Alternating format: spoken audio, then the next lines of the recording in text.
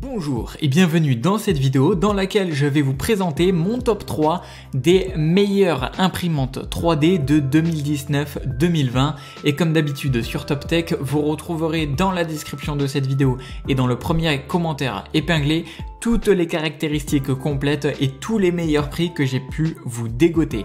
Allez, c'est tout de suite parti, let's go. Numéro 3, la Creality Ender 3 Pro. Elle est considérée comme la meilleure imprimante low cost du moment. L'Ender 3 Pro est à monter soi-même. Alors heureusement, le montage ne devrait pas être difficile avec un appareil déjà semi-assemblé et la vidéo qui l'accompagne pour le montage. Loin du procédé de frittage laser ou de la stéréolithographie, cette imprimante 3D fonctionne par dépôt de matière via la technologie d'impression XYZ Printing. L'extrudeur dépose des couches successives du filament de la matière thermoplastique en petite série sur le plateau d'impression magnétique pour imprimer en 3D.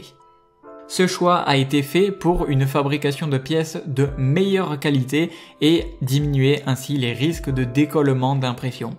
Alors cette surface de construction C-Magnette, elle assure une température jusqu'à 100 degrés et uniforme sur toute la surface.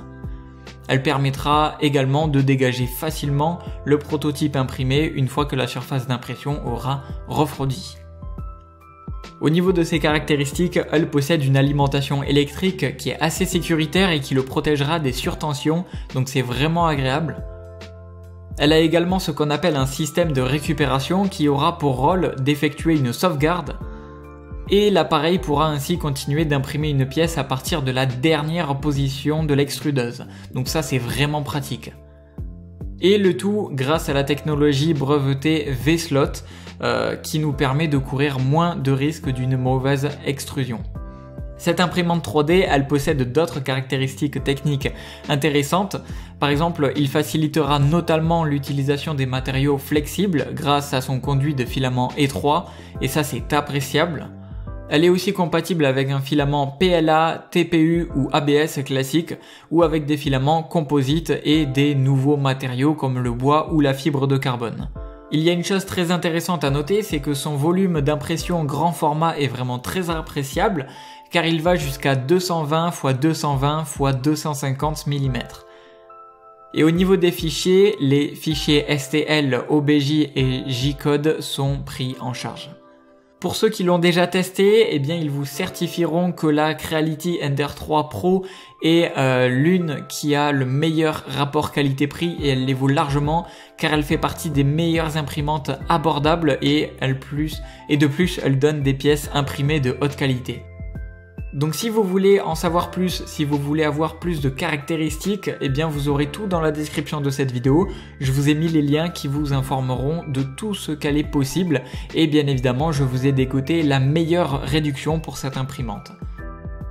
Numéro 2, c'est l'imprimante 3D en résine, c'est la Elego Mars. Alors Elego ou Elegu, je ne sais pas trop comment on prononce, mais en tout cas elle a vraiment secoué l'univers de l'impression 3D en lançant la Mars, car c'est une imprimante à résine de type DPL qui a lancé un prix canon sur le marché encore peu ouvert au grand public. Donc l'Elego Mars a immédiatement trouvé son public parce que elle a vraiment une très bonne robustesse, c'est-à-dire que le bloc principal est entièrement en métal, la qualité de ses impressions mais aussi un prix particulièrement agressif situé sous la barre des 300 €. Cette imprimante 3D a également profité de l'occasion pour lancer ses propres résines photosensibles en réalisant également une jolie opération avec un prix au litre ramené autour des 40 € alors que la norme sur le marché se situe globalement bien au-dessus pour les résines de qualité inférieure. La Mars est équipée d'un écran de 5,5 pouces 2K, ce qui est vraiment très appréciable, associé à un projecteur UV de 40 watts, là où la concurrence se limite à 30 watts. Il en résulte des temps d'exposition par couche plus faibles pour une polymérisation plus efficace, une meilleure liaison intercouche, mais aussi une meilleure précision globale des impressions Et cette imprimante, eh bien, elle propose des impressions avec une hauteur par couche variant de 0,01 mm à 0,2 mm pour un volume total d'impression de 120 x 68 x 155 mm. Elle est également livrée avec quelques outils, une clé USB, plusieurs FEP de recharge pour son réservoir de résine, des gants et des masques de protection, ainsi que des filtres pour les résines.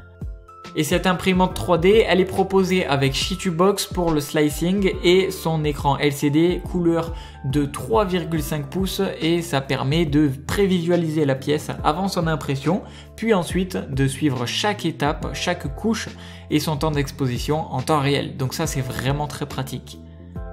Au niveau de la qualité des pièces proposées par la Mars, eh bien ça rivalise avec toutes les imprimantes DLP professionnelles, avec pour avantage un faible coût à l'achat ainsi que des pièces de rechange très accessibles.